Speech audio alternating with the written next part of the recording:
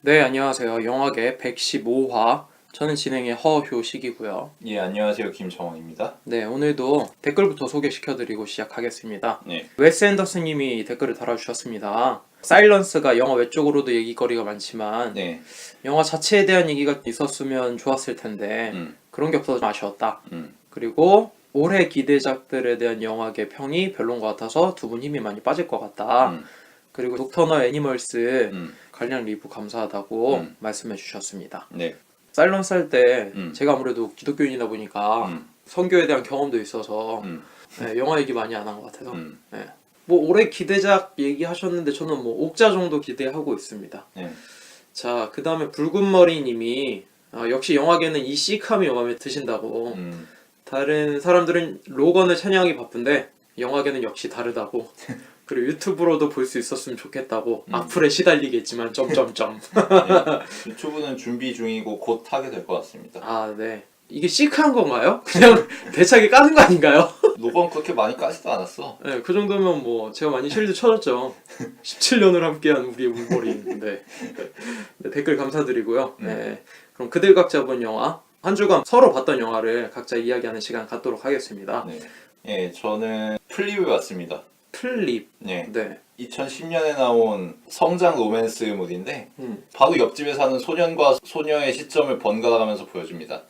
배경은 60년대인데 소녀는 딱 60년대 특유의 모범적인 중산층 가정에서 부유함을 누리면서 자라는 애고 소녀는 빈민층 가정에서 자라는 애인데 소년이 이 동네로 이사 왔을 때부터 소녀가 이 소년을 스토킹하기 시작합니다. 어릴 때부터 계속 따라다니면서 구애를 하죠. 계속 들러붙는데 소년 입장에서는 이 소녀가 귀찮은 거죠. 그래서 냉정하게 대합니다. 근데 이거는 소년의 관점이고 소녀의 관점에서는 이 소년은 자신에게 충분히 매료되었어요. 그래서 언제고 이 소년하고 키스를 나눌 거를 고대하고 있는 거지. 이게 어린 시절의 양측의 입장이었는데 점점 성장해 가면서 서로를 바라보는 관점이 바뀌는 거지. 소녀는 소녀가 여전히 귀찮고 짜증나긴 하지만 없으면 아쉽고 이런 존재가 되어버리고 소녀는 점점 정신적으로 성숙하게 되면서 보니까 이 남자애가 생각보다 그렇게 괜찮지 않다는 이면의 사실을 알게 됩니다. 아무래도 대중물이라 좀 통속적인 구석이 있어요. 뭐 이 소년과 소녀가 하이틴이잖아. 딱 10대들 사이에서 일어날 수 있는 사건들이라든가 아니면 감정들을 배치할 때 그렇게 참신하진 않다. 그 시절 미국에서 있을 법한 일들을 그냥 대충대충 꺼내서 소재로 썼다 이 정도 생각이 들긴 하는데 그래도 그 와중에 소녀가 느끼는 감수성 이런 것들이 꽤 잘 묘사되어 있어서 재밌다는 생각을 했고 근데 그렇게 공들여서 묘사해놓고 결국 계층이 차이나는 가정과 인물 사이의 뻔한 갈등 정도가 묘사되고 해피엔딩으로 끝나게 되는 과정도 특별히 섬세한 장치가 배열되어서 전개되는 게 아니라 그냥 얘네는 주인공이고 헐리우드 영화의 소년과 소녀니까 하나가 되어야 하잖아 이 정도로 결론을 내는 느낌이라 좀 아쉽긴 했어요. 헐리우드의 뻔한 하이틴 무비라고 볼 수 있는데 그 와중에 묘사랄지 의미하는 게 살짝 다른 느낌인 거구나. 이 감독이 그 해리와 셀리를 만났을 때하고 어퓨군맨 만들었던 롬 라이너 감독인데 그래? 감독 특유의 소소한 재미를 주는 부분들이 꽤 있어서 볼만은 했어요. 저는 이번에 커피메이트라는 영화를 봤습니다. 한국 영화인데 요즘 가장 떠오르는 예능 아는 형님을 보다가 오지오가 영화 홍보를 하러 나온 거예요. 평소 같으면 지나갔을 만한 영화인데 봐야겠다 싶어갖고 봤는데 감독님이 이현아라는 분이세요. 초록물고기 조감독으로 있었고 이번이 장편 데뷔작이신 분이에요. 내용은 대충 이래요. 카페에서 두 남녀가 만나서 이야기를 합니다. 남자는 오지오고 여자는 윤진서예요. 영화가 굉장히 문학적이에요. 주인공 대사도 문어체로 이루어져 있고 두 사람 사이에서 벌어지는 일들도 되게 상징적인 일들이 되게 많아가지고 굉장히 영화를 보면서 문학적이다라는 느낌을 받았는데 생각보다 재밌었어요. 근데 재밌었는데 뭐가 재밌었냐면 영화 내적인 게 재밌는 게 아니라 영화 외적인 게 재밌었어. 대사가 거의 다 문어체이다 보니까 어색할 수밖에 없잖아. 근데 하필이면 배우가 또 오지오랑 윤진서야. 그러다 보니까 두 사람이 국어 책 읽기 지금 토론하고 있는 거야. 그러니까 지금 영화를 보는 게 아니라 TV 문학관 이래가지고 책의 내용을 읽어주고 나레이션처럼 그 상황이 재현되고 뭐 이런 상황처럼 보이는 거야. 근데 또 웃긴 거는 읽어주는 사람들도 영화 내 캐릭터니까 성격이 있을 거 아니야. 그래서 그들만의 사연을 또 이렇게 영화 속에 펼치는데 그 자체가 우스운 거야. 그냥 책 보는 느낌이 좀 나갖고 영화 외적으로 좀 그치 딱 그 정도? 그래서 좀 웃겼는데 성우가 갑자기 또 영화 내 캐릭터가 돼가지고 또 이야기를 이끌어가는 약간 그런 느낌이라서 조소하면서 봤고 영화 내 쪽으로 보면은 내용이 두 가지로 나뉘어져 있어갖고 좀 난감했어. 오지호랑 윤진서가 만나서 둘 사이에 무언가 썸씽이 있었고 그 이후에 윤진서의 삶이 바뀌는 듯한 느낌이 나는데 여기에서의 진행이 억지스러웠고 결말도 그러다 보니까 하나로 통일되지 못해가지고 신문에서 계속 쓰는 단편 소설 같은 거 있잖아. 그 정도 느낌이라서 좀 아쉬웠고 혼자 그냥 낄낄대면서 봤어. 대사를 하는데 너무 웃겨가지고 어색해가지고 둘 다 그랬습니다. 네. 저는 다음으로 콜레트럴을 봤는데요. 아 콜레트럴. 네. 택시 운전사가 멋모르고 태워준 승객이 킬러였기 때문에 그의 일에 말려드는 뭐 그런 내용이죠. 네. 그 택시 운전사는 제이미 폭스고 이 킬러는 탐 크루즈인데 둘 사이의 대조가 이 영화의 핵심이죠. 마이클 만한답게 느끼하게 만들었다고 생각이 들었던 게 느끼하다. 사실 말이 안 되는 이야기잖아. 그치 뭐 말이 안 되지 그거가.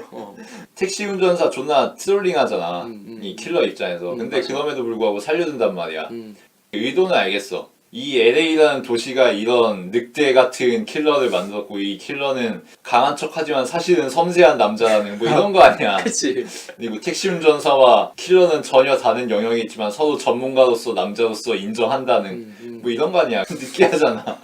연출 이런 게 볼만하긴 했는데 그 인물들의 자뻑에 감독이 자뻑하고 있다는 생각이 너무 강하게 들어서 좋은 평 못 하겠더라고. 좀 많이 난감하지.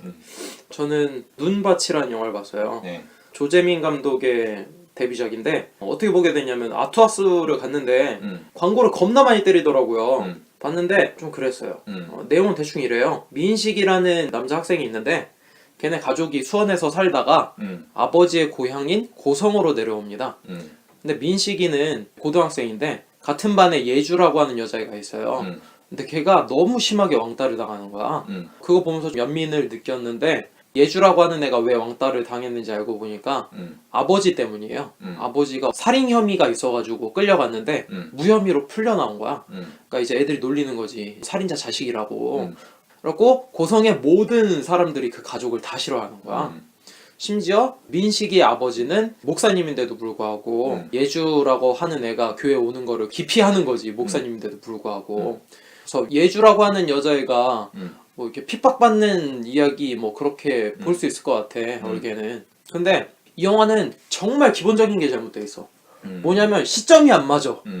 민식이 시점에서 영화가 시작을 해. 그러다가 예주를 돌봐줘. 다른 사람처럼 그렇게 선입견 없이 도와줘. 그러다가 어떤 사건을 계기로 갑자기 민식이의 시점에서 예주의 시점으로 카메라가 그냥 완전 전환돼. 그러면서 예주가 자신을 받아주는 곳이 아무도 없는 거야. 심지어 민식이마저도. 그러면서 이제 마무리되는 영화인데 이러면은 관객이 혼란스러울 수밖에 없잖아. 그러니까 예주라고 하는 여자애를 보듬어주다가 무슨 사건에 의해서 민식이가 충격을 받아서 못 도와주는 거면은 그런 민식이의 이중적인 마음을 초점으로 잡아야 이 영화가 말이 된다고 생각을 하는데 뜬금없이 갈데없는 예주로 갑자기 마지막에 마무리를 해서 예주한테 감정이입을 시키려고 관객들한테 보여주니까 아 이거 뭐 어느 장단에 맞춰야 되는 거야 이거 지금 이런 생각이 드는 거지. 학생 애들이 연기를 잘해. 일진으로 나오는 애들도 대사도 되게 자연스럽고 왕따 시킬 때 보면 그 연기도 되게 자연스러운데 이 설정 자체가 말이 안 되다 보니까 연기 잘하는 게 티가 안 나. 예주가 이렇게 왕따를 당하는 거 그래 알겠어. 근데 그렇게 타당한 이유가 아니거든. 그리고 그 정도로 왕따를 당하면은 경찰에 신고를 한다거나 아니면 선생님이라 도와줘야 되는데 그런 거 이런 반구 전혀 없이 그냥 계속 처음부터 끝까지 핍박만 받다 보니까 난감한데 그러면은 그냥 민식이 입장에서 처음부터 끝까지 보여줬어야 되는데 갑자기 예주 입장으로 돌아가가지고 예주가 불쌍해 뭐 이런 식으로 마무리 내니까 아쉽더라고. 그냥 민식의 속물근성 같은 거 있잖아. 나랑 정말 친한 친구였는데 이 친구가 다른 사람들한테 왕따 당하니까 나도 어쩔 수 없이 왕따를 시켜버리는 상황으로 민식이의 이 이중적인 태도를 뭐 비판하는 영화였다면은 내가 괜찮다 중간중간 억지스러운 구석이 있었는데 일관성 있게 얘기 잘했네 라고 얘기할 수 있을 것 같았는데 당황스러웠어 보면서 좀 그래서 예, 저는 월플라워를 봤습니다. 아, 월플라워? 예, 고등학생들이 소재를 해서 만든 영화인데 저는 딱 보자마자 그 생각이 들었어요. 그 할리우드판 구괴자들이나 몽상가들 뭐 이 정도가 생각이 났는데 방황하는 힙스터 스노브 젊은이들의 폭주 그런 스토리 라인에서 흘러가는 그런 영화인데 예, 한국에서도 꽤 흥행했었죠. 엠마 왓슨도 나오고 뭐 이랬으니까. 근데 너무 평면적이더라고. 평면? 감정적으로는 그리고 그 인식상으로는 굉장히 평면적이고 플롯의 구성 자체는 산만하더라고. 어떤 식이냐면은 중후반부까지 계속 주인공 찰리라는 소년이 왕따로 지내다가 고등학교에서 만난 패트릭이나 샘이라고 하는 친구들과 더불어서 친목을 할 만한 공간을 만들어내는 거지. 그래서 점점 친구들도 만들기 시작하고 그러면서 조금씩 상황이 나아지는 듯한데 근데 알고 보니까 이 소년에게는 과거에 충격적인 기억이 있었고 이 사실로부터 벗어날 수 없는 거지. 그래서 반복적으로 병원에 가게 되는 거고. 그래서 보다가 이해가 좀 안 갔던 게 그러면은 이 소년의 과거의 트라우마라든지 잊을 수 없는 충격에 대한 영화가 되는 건데 그러면은 이 영화에서 액세서리처럼 나온 친구들의 의미는 감소한다고 생각하거든? 감소한다? 별 의미가 없는 거지. 발작하는 청춘들의 방황이나 열정 이런 걸 얘기하는 줄 알았는데 알고 보니까 이 소년의 유년기의 아픔 뭐 이런 거로 돌아가는 거란 말이야. 그러면은 이 친구들의 존재감은 붕 떠버리거든. 그러면은 이걸 어떻게 갈무리할 할 건가 봤는데 결국은 이 친구들 때문에 내가 아픔을 이겨냈지. 우리끼리 한번 잘 살아보자. 위아더 월드 뭐 이런 식으로 간단 말이야. 그래서 이거는 헐리우드 패치가 너무 됐다 이런 생각이 들더라고. 그러니까 기존은 몽상가들이랄지 그런 예술 영화에서 떠왔는데 너무 헐리우드 대중적으로 바뀌어 버렸다. 그리고 어떻게든 그 주역 인물들을 멋지고 아름답게 그려내기 위해서 상당히 공을 들이더라고. 여기 에즈라 밀러도 나오고 엠마 왓슨도 나오고 이러거든. 그러니까 존나 포장해줘야 되는 거지. 비주얼이 먹어주네. 그러니까 그래서 딱 별로 영향가 없는 영화구나 이런 생각이 들었어. 근데 뭐 얘기만 들어봤을 때는 전혀 뭐 상업적으로는 문제 없을 것 같은데? 존나 흥행했지. 그러면은 오늘 그들 각자 본 영화는 이 정도로 마치도록 하고 저희가 오늘 다룰 영화 밤의 해변에서 혼자를 다루도록 하겠습니다. 네.